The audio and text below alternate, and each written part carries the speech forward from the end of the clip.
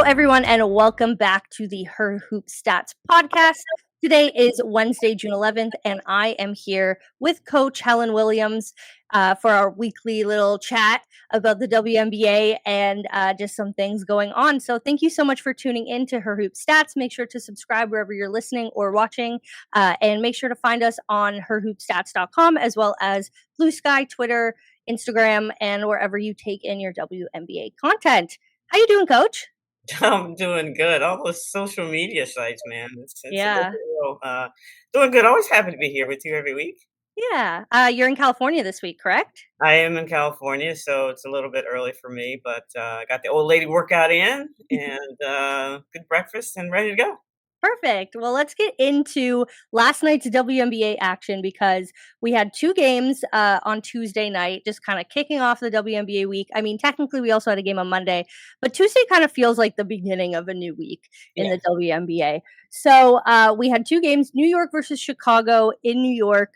New York took that pretty easily, 85-66, just given the struggles that Chicago is currently going through. Sabrina Ionescu led them with 23 points, and Brianna Stewart had 18 points. John Cole Jones sat out of last night's game.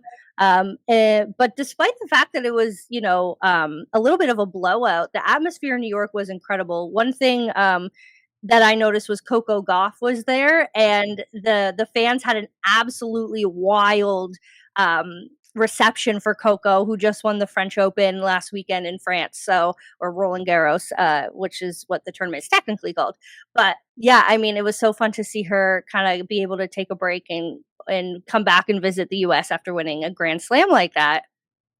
Yeah, well, you're big time when Ellie wants to take a picture with you. Yeah, So exactly, usually it's the other way around. So exactly. yeah, it was Love pretty it. cool. I mean, I think the last American was Serena in 2015, so it was always cool to watch those and sitting on pins and needles as you watch the match. But it was yeah, it was pretty cool.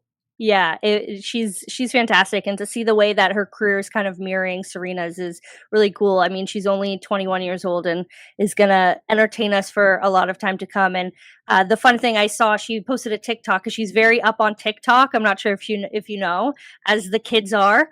But Coco went on TikTok after the game and was just like reacting to the fact that she got that much of a standing ovation because she was like, I didn't even realize that all these basketball people knew who I was, which I thought was really sweet. So yeah, that was like kind of the biggest stuff at the Liberty game. I mean, the one disappointing part was that Courtney Vandersloot was supposed to get her championship ring Yeah. last night, and unfortunately, because she tore her ACL over the weekend in Chicago, she did not travel with the team, and so that will have to be postponed. Hopefully, she's able to come when she has surgery and she's doing a little bit better. She can come get her ring in New York. But yeah, that was kind of the. It was supposed to be Courtney Williams' big return to New York, and that didn't happen. Yeah, that was a bummer, especially seeing her get hurt, and she was really on her way to getting, working her way on the all-time assist record, and obviously Mhm. Chicago needs her leadership, so she'll have to do it from the bench now.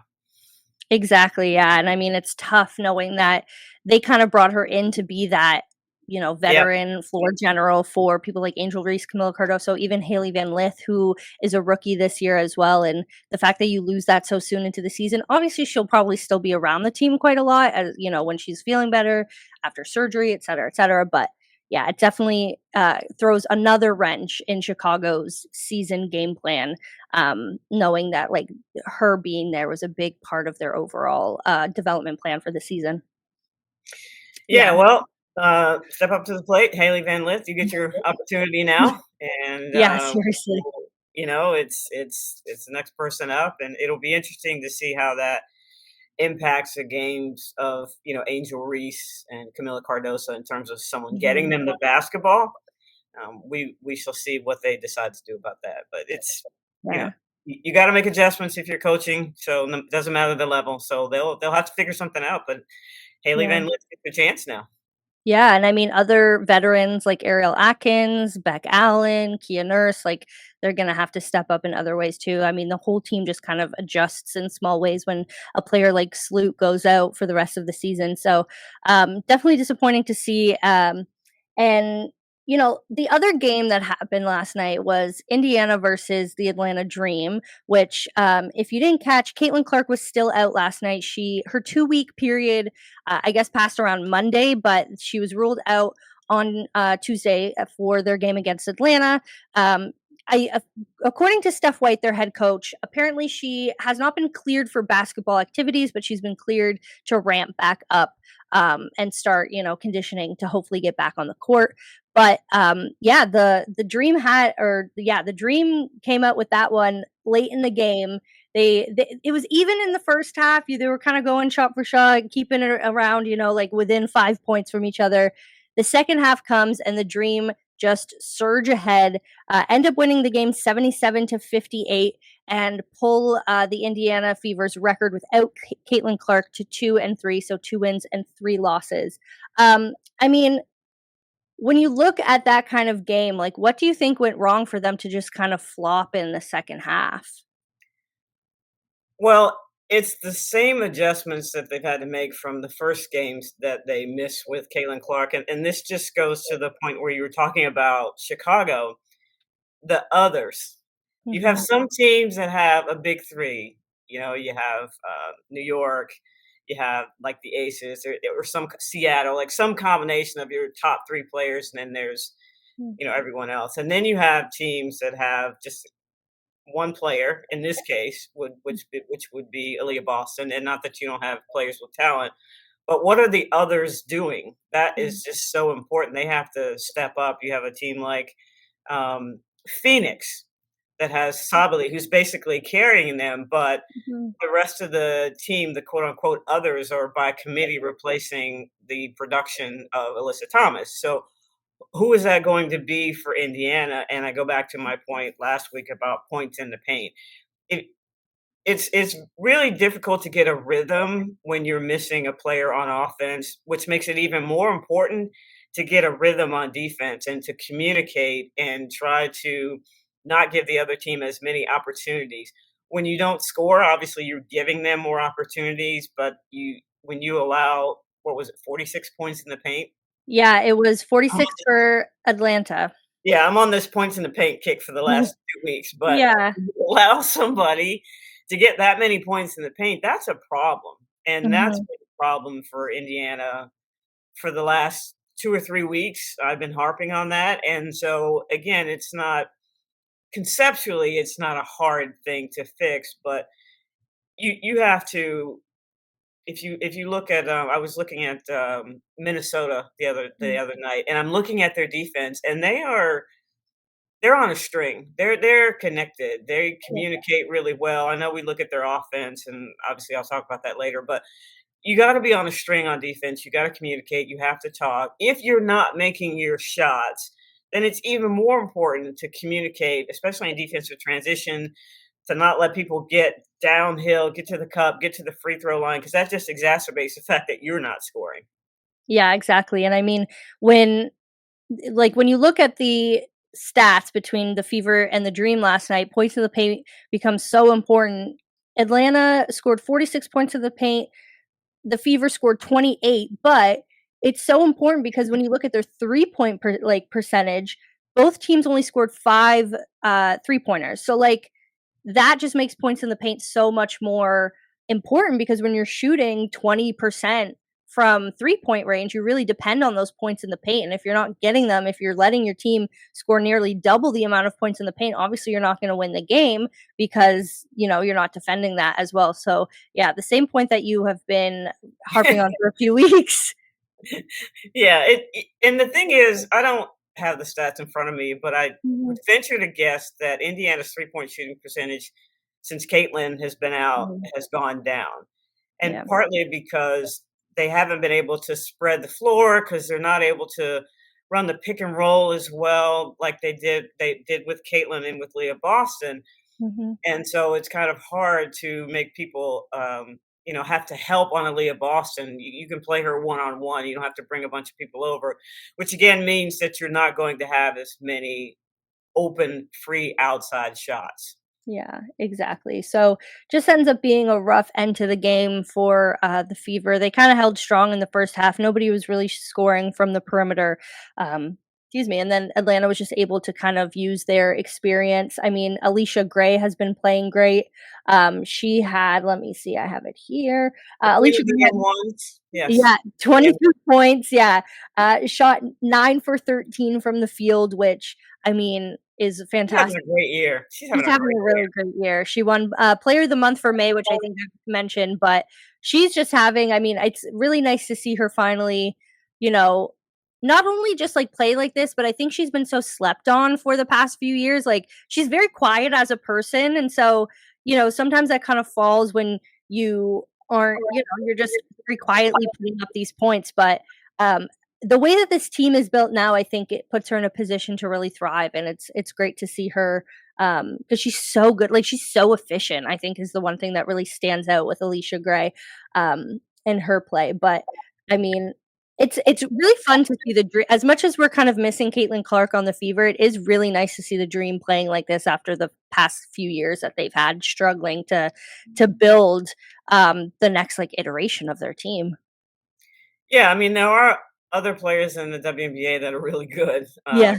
Like Caitlin's Caitlin, but I think people sleep on players like Alicia Gray. Just Mhm, she's always been there, just mhm. been underrated. And if your team's not getting to the championship or whatever, people just tend to kind of dismiss you. But I think she's always had that skill set in her game, and because of the offense that they have, she's allowed to roam, if you will, and take advantage of mismatches on defense. And she is, I believe, 6 feet tall. So people forget that. Uh, Yeah. she can play on all. She can score on all three levels, and I think people sleep on that as well.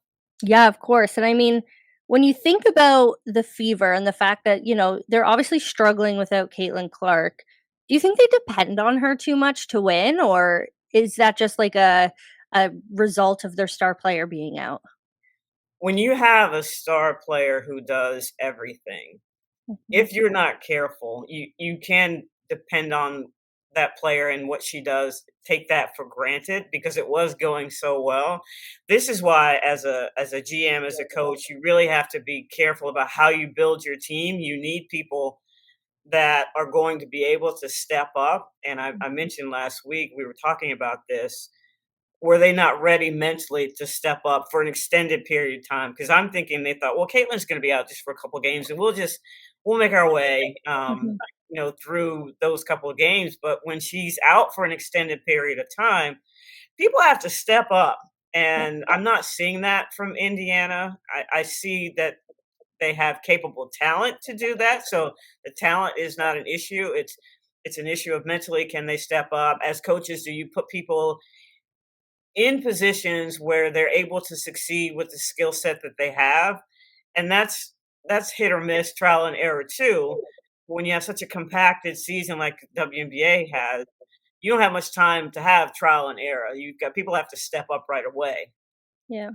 Yeah, exactly. And I mean, looking ahead for the Fever, they kind of have the benefit of now not playing until Saturday. So they play on Saturday at home against the New York Liberty. So there's no confirmation if Clark will play on Saturday. She's kind of day to day right now, just making sure that she's completely able and healthy to be able to play. They don't want to rush her back. They don't want to re aggravate her injury or, put her in a situation where she's unconditioned and going out there and risk other injuries. So we'll hear about her status for that game closer to, but how important would a win against the New York Liberty at this point of the season be for the Fever? Well, you talk about their standings and everything, but just mentally for them, I think that would be the hugest thing. I don't think that's correct English, but it is today. The hugest thing for them is to get a victory over a team like that, because New York and Minnesota, they're well oiled. They're not at peak yet, but they're well oiled machines. And it would say a lot in terms of if you're able to beat them for your mental psyche, I think, for Indiana. Yeah, exactly. And not only their mental psyche, but just kind of like reestablishing themselves as, a team in that, I wouldn't say maybe like first tier right now where New York and the Lynx are, but kind of in that second of, teams that have a shot to head into the playoffs and maybe give one of these teams a run for their money. Um, And so winning that game against New York, the last game they played, it was Caitlin Clark's last game before this injury. And I mean, the game was so close. It came down right to the end. So obviously, at full strength, this team, excuse me, does have the ability to beat New York. And so it'll definitely be interesting to see if she's able to come back. But I mean, if she isn't, do you think they have a shot of putting something together to beat this Liberty team? I would like to no. I would No. like to say yes, but I'm trying to think of of a way to be nice, and Yeah. I just as a coach, I don't see it now. Never say never, True. because it is possible that if they put together a good enough defensive plan and they stick to it, Mm, at least to make things hard for the Liberty. I mean, listen, you only need 1 point more than the other team at the end, so yeah. that's the key. But I just right now, based on what we've been talking about, I don't see it. Yeah. It's tough to think about, but New York is so powerful and so are the Lynx. So like at this point they're both 9-0 on the season. We're kind of inching towards maybe one of them breaking the all-time record of like longest undefeated streak. I was talking to Tyler yesterday, and the record right now is 13-0 by the Minnesota Lynx in 2016. So Maya Moore, Sylvia Fowles era, and so they're getting there. But do you have a clear number one in your head right now between New York and Minnesota, or is it just too close to call? Ah, I I go back and forth with this all the time. After we got done with our podcast cast last week, I just had this list. I put New York on one side and I put the Lynx on the other.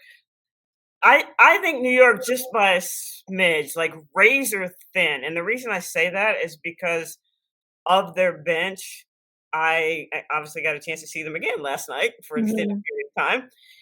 And I just think in totality, their bench is just a smidge better than Minnesota. Minnesota needs Diamond Miller to be Diamond Miller. And that doesn't mean like a gazillion points or whatever. But I think when you look at New York, you've got Burke, who people have slept on, who's just shooting what 46% from 3 point range. I think Mhm. that the difference when you're looking at the bench. I love Jessica Shepard. They're both averaging around the same amount of points. I think 9 points, 3 rebounds, or something like that. But in terms of contribution, I think Burke is a little bit more versatile, so that helps New York.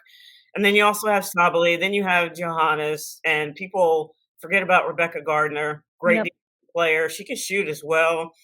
And so I think that gives them the edge, and I would say Minnesota would be 1A, but I'm watching Minnesota, and their first 5 are just they're unbelievable. Yeah. They're connected defensively, and I went back and I'm looking at ball movement, player movement. They make great cuts, and so they get a lot of offensive rebounds because people have to come over and help on the cut, things like that. And then I went back and I thought the basketball IQ of Minnesota is unbelievable, and I looked at their players. McBride and Shepard played at Notre Dame, played for a great coach, Muffet McGraw. Mhm. Collier played at UConn, great coach, Gino. Um, Alana Smith, Bridget Carlton, Stanford, Tara Vanderveer. So they all have like a really high basketball IQ because of the way they were coached and the offenses that they run. So that to me is why they're so one of the reasons they're so good on offense. They're with with Michelle Reed, she can coach these players who are so smart intellectually on the floor. Yeah, exactly. And I mean, I would be probably get an angry text from our colleague Jamie if I didn't clarify that Bridget Carlton went to Iowa State. I'm sorry. I'm sorry. I Yeah, was no, no, no. It's just Jamie's got me sorry. all up. Sorry. Sorry, Jamie. But yeah, I mean, I still Iowa State incredible. Her and Tyrese Halliburton are showing out for the Cyclones right now. But Yeah, uh, Bill Finley's a good coach too. So yes, I don't want exactly. her. I don't want her coming after me. Yeah, we gotta make sure we shout out Iowa State for Jamie. But yeah, I mean, it's incredible to think. I go back and forth literally every day. I'm like, how many games have they played? Yesterday I was doing some rankings and I was like, well, Minnesota has 9 right now, and the Liberty only have 8. So maybe that's the So kind it of made it like, easy for you. yeah, it's like, like they haven't played as many games. But yeah, I just go back and forth, and I'm excited. It's looking right now that we might get a Commissioner's Cup match between these two, and it would be a fun little like extracurricular um, game between the two of them just to kind of see where they're at, and then they'll play again in a month from there. But yeah, I mean, let's flip down to the other side of the rankings now, looking at the lottery, because the lottery is a very interesting thing right now. I was talking to Tyler yesterday on our podcast about it, and the going into next season, the draft is very interesting because you have 5 lottery teams now instead of 4. So the Right. first 5 picks, but then the next 2 picks are Toronto and Portland because of the expansion draft and the rules. So when you think about these lottery teams, if you're one of those teams that is teetering on the edge of making a playoff spot versus going into the lottery, that's the difference between a number 5 pick and a number 8 pick, which is different than previous years. It would be the difference between like a number 4 and a number 5 pick. Um, and the interesting part about these teams that are kind of looking like lottery teams right now, and especially as we talk about Chicago, because Chicago maybe wasn't expecting to be in the lottery this season, but they don't own their lottery pick for next year, Right. and Minnesota owns Minnesota. it. Yeah. Yeah. So if things keep going, and this was based on a trade, they swapped the rights to the first round pick. I think Chicago might have thought that they weren't going to be in this situation right now.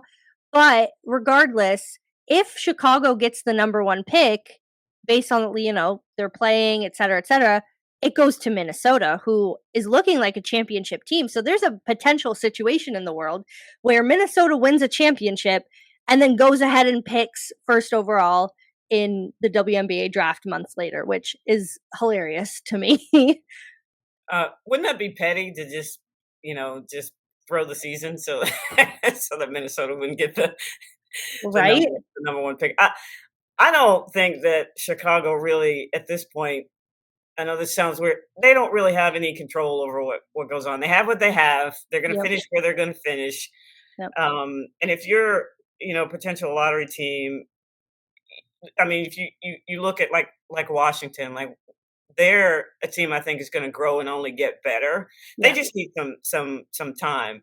Yeah. But if you're a general manager, and you're thinking about these things, you have to look at who's coming out, Mhm. in college, who's graduating, who's coming out in terms of making your decisions. But in terms of Chicago, I don't know that they have much choice in how things turn out based Yeah. on, what's been happening and what's going to happen without Slood and who's going to get, like I said, who's going to get those 2 post players the ball. Yeah, and I mean, the hard part for Chicago and for every team is the fact that we're also going into this free agency period where I think it's about 80% of the league is 80%, yeah. So yeah, are the free TMs agents. are going to be earning their money. I'm sure they're already working and losing sleep over potential scenarios for next year because you have to have a plan A, B, C, and D Yep. for next year. Exactly, and you think about Chicago, who now doesn't have their pick for next season, is losing a lot of their core. I mean, they'll keep Camila Cardoso and Angel Reese, and they're rookies, just anybody who's on that rookie scale contract. So anybody who's played 4 years or less, basically, and is on a rookie scale contract, they have the rights to because they're not a free agent. But then you lose all of your potential veterans. You already have lost. Who knows if Courtney Vandersloot is going to be able to come back next season? What her status is going to be. And then you go into this free agency period. And I mean, I also kind of think about on the other side how like Phoenix went into this draft with no picks, but then they also had Alyssa Thomas, Satu Sabli, and Kalia Copper. So I mean, Chicago does have Angel Reese and Camila Cardoso, but there's a little bit, they need more time and obviously more experience to get to a place where you're okay just, confidently going with them as your core.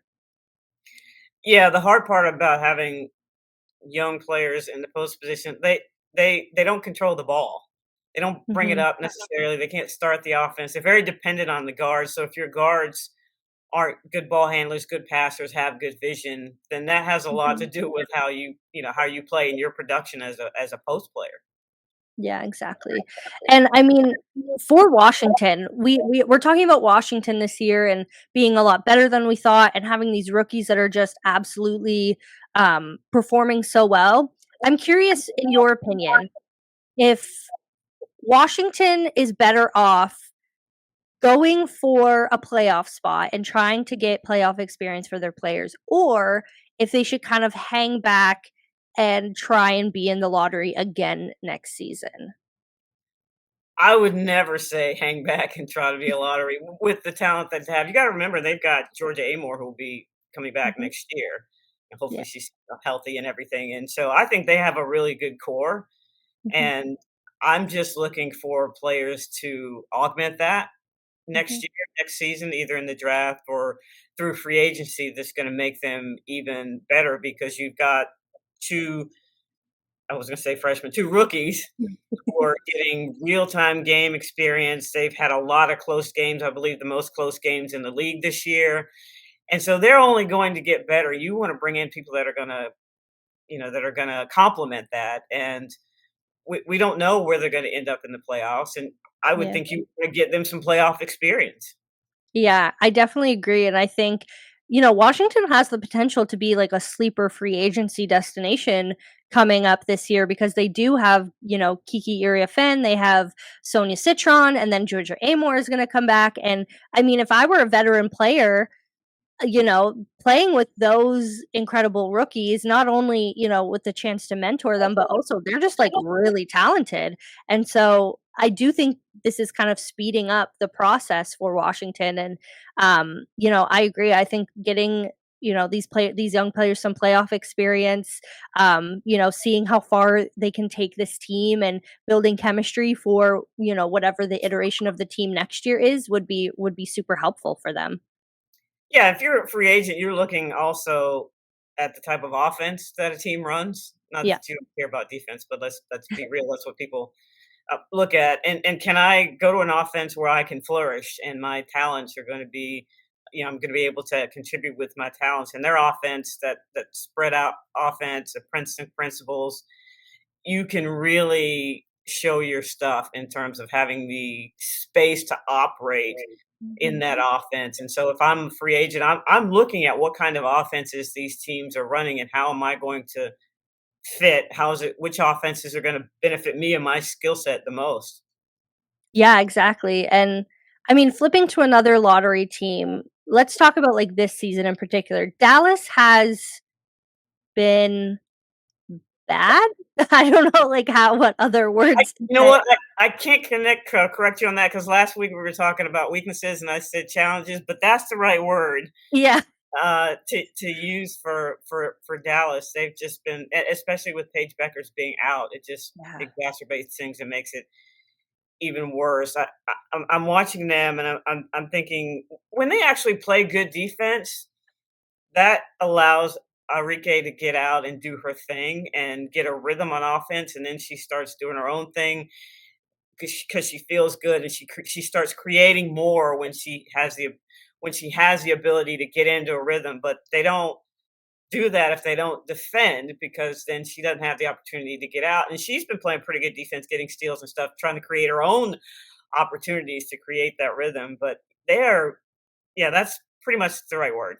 Yeah, they're 1-9 right now. They play again tonight. Thankfully, Paige Beckers has been confirmed back in the lineup for tonight, so we'll see how, they're able to play, but, like, yeah, at this point, we're approaching the midway point of the season. There's still, like, all of June left, but then, the All-Star break is kind of the universal, this is the midway point of the season, Right. and in your opinion, like, does Dallas blow it up? I know we don't really see that much in the WNBA. Do they make a coaching change? Do they try and trade someone? Like, is there something to be done in the season, or do they just ride it out at this point and wait to see what happens? Oof. It could be a combination of all three, all of the above. Like Yeah. you, the way Dallas is right now, it's not a destination for a free agent. Mhm. Yeah. Anybody that's because if you're looking at the offense, it's not fluid. Mhm. Um, and you're looking at if I'm a general manager, I have to consider well, first of all, I have to consider if I let my coach go, I have to pay that coach, Yeah. and then I have to pay another coach again next season. So I'm paying two coaches, and this isn't the Knicks where you can just get rid of Tom Thibodeau and just go, okay, fine, we'll pay you, whatever. Plus, we have money to pay. That doesn't WNBA is not at that point yet. They will be at some Yeah. point, but So you have to consider that and have to pay 2 coaches. You have to consider you're in the middle of the season. If you get rid of the head coach, you're probably going to elevate one of the assistants, and how much is really going to change, right? Yep. And then you have to think about whatever decisions you make right now, free agents are watching to see if they even want to be a part. So I would like to give you a definitive answer, but I don't really have one except that if I'm competitive, I'm not trying to lose. I'm not Mhm. trying to do things, but that's just me as a competitor. I'm not a general manager, and Yeah, I'm not. exactly. You have to consider again who's coming out next year, graduating, and then who's going to be available, and then also the European players that are going to be available next year. So Yeah, exactly, and with more spots, even more spots in the league next year, there's gonna be a little bit more room to work with when it comes to being able to keep draft picks, but yeah, when I mean, people online, obviously, we don't take their, they opinions wanted him with fired after the first game, and Yeah, I'm exactly. trying to give him the benefit of the doubt, and if I'm Kurt, then obviously you don't want to get rid of somebody that you just hired and you've mentored and you've said all these Exactly. great things about, and you can't do anything about injuries, but Yeah. at some point he is going to have to make a decision if things don't get better, if he's just going to ride it out, or if it's gonna blow up itself if it doesn't get any better. Yeah, seriously, and I mean, a lot of people don't understand that if you let go a coach, you still have to pay the coach, unless they get hired somewhere else. That's kind of the general, contract that these coaches have. So, like, for example, if we're using the Knicks as an example, like, if Tom Thibodeau goes and gets hired by another team, the Knicks aren't really responsible then for his contract, but if he decides to take the year off, which I would do, I keep having this Oh, conversation with most people. definitely. I Yeah, would imagine he'll probably do some TV spots here or there, but I'm on the beach in Hawaii, watching. literally, I'm literally. taking my money and I'm chilling out and I'm taking a sabbatical. Yeah, so I have this conversation, with, like, colleagues all the time. I'm like, "If I was a coach making that much money, like NBA level money, and they let me go," I'm like, "'Kay, cool. See ya." Oh, exactly. I'm in Hawaii, I'm in wherever, but yeah, so, like, it's a situation where Dallas is still technically on the hook for that contract and then paying whoever they bring in next. So, I mean, you think about then you go to, do they make a trade? Do they try and get something back for one of their players before they turn into a free agent? Do you cash out Enrique for, a younger player who's still going to be on contract next year, or combination of things from other teams? Um, and I mean, mid-season trades aren't really common in the W, but I think they're going to be more common as the season continues to get longer because you have a little bit more time to work with, to make these decisions. Where I mean, in previous years, I don't think it was just like worth it in like a 35 game season to do so. So I mean, it's definitely interesting to think about. I'm not sure if Dallas is going to really pull the trigger and do anything like huge, huge. But again, like at this point, like you said, if you don't blow it up, it's gonna blow up on you. Yeah, I don't see them. I would be shocked if they traded Enrique. Yeah. Now, Enrique might want to go somewhere at the end of her Mhm. contract. That's a different story. Yep. But if you're trading her, you'd have to get three starters in return. Yeah. And again, it's not really. If I'm somebody that's playing in the W, I'm not sure that's where I'd want to go if I Mhm. had a choice. And so Yeah. it would be interesting to see. And it's been we're at what is it 3 weeks now, so we are Yeah. sort of close to mid season. I still say you have to give it time, but it's just not looking great. Um, Yeah. but you still have to. That's your hire, so you got to give him a chance. Exactly, and I mean, 1 and 9 is kind of a hard hole to dig yourself out of, but at the same time, then you have, teams that are gonna struggle with players going away with Eurobasket. You're gonna have, teams coming back from All-Star break and not necessarily having the rest when you think about teams that are gonna send a lot of players to All-Star, and so maybe, the back half of the season ends up being a little bit better for the team. You have some, a break during July that you can kind of, have another mini camp or take some time away from, practice or something like that, and see if you can kind of regroup and do something with the season to at least try and make a plan for how to go forward. Yeah, so something's going to have to be done, but the question is that something just wait it out and see what happens because your fans to some degree. I know they rant and rave, but they're right about they may not specifically know the ins and outs of what they're seeing, but they know it doesn't look right. They know it doesn't look fluid. They know that Enrique is not scoring the way she used to score, and Mhm. that they know that without Paige Becker, they'd be I don't know how much worse you could be than 1-9, but you 0 get and my 9, point. 0 and 10. Right. So it's going to be interesting to see. Yeah, and I mean, I'm curious to see what they look like with Paige back tonight, and if they're able to kind of, get some wins or show something. But I mean, having Paige back is definitely the first step to hopefully turning things around or going in a better direction. For sure. For Yeah. sure. Then some we'll see. Yeah, we'll see. I mean, we'll be back to next week to see And I'll how still they're be doing. ranting about points in the paint next week and back at it Exactly. Yeah. Death, taxes, and points in the paint, as again. people say. Oh, man. Well, thanks for hanging with me, coach. I know it's early out in LA, but, always a good time to talk hoops with you. Love talking with you, Chelsea. It's fun. Yeah. Well, make sure to subscribe to Her Hoop Stats here on YouTube or wherever you're listening to this podcast, and check out herhoopstats.com if you're interested in any of the stats and, player stats that we're talking about.